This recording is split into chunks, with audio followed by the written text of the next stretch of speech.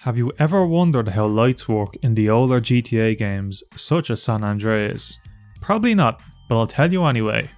Lights in older GTA games are a type of 2D FX, and are typically called coronas, but I'll just stick to calling them lights for this video. Lights are attached to objects, and then given coordinates relative to the center of the object. These coordinates are where the light will be. So, lights have a few different pieces in GTA. I'm going to strip this lamppost of its light and recreate it for you bit by bit. First off, they usually have a sprite called a corona star.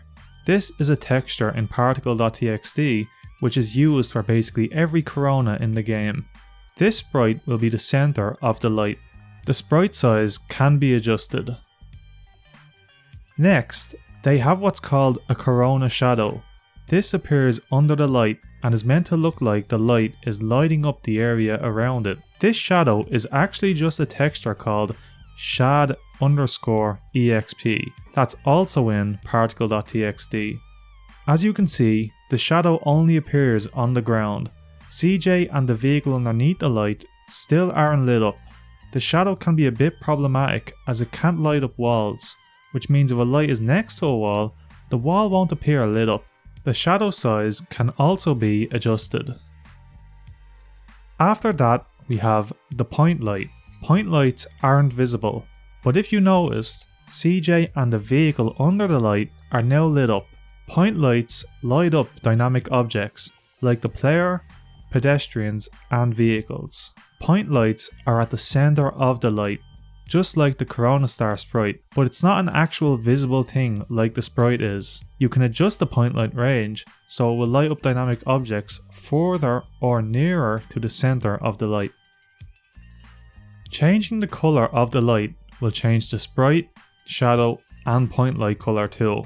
You can also change the draw distance of the light. However, since the light is attached to the object, if the object despawns, the light will despawn too. Project 2DFX has a solution to that problem, and I explain it in my video covering that mod, if you want to check it out. Lastly, they usually have some flags to give them unique properties.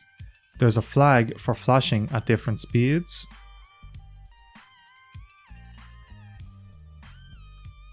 a flag to enable the light at daytime,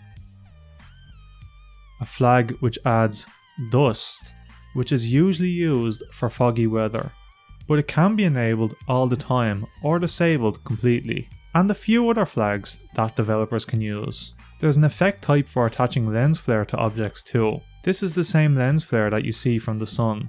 Next time you play San Andreas, you might spot other places where some of these methods are used. For example, fires in San Andreas have corona shadows underneath them. They have a point light to light up dynamic objects, such as the player, and they also have the flag that enables the lens flare too.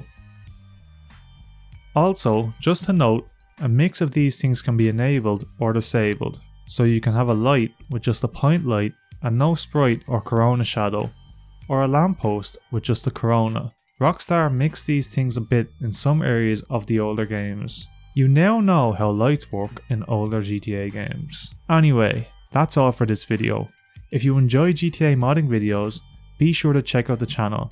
If you enjoyed this video, make sure to give it a like, and I'll catch you later.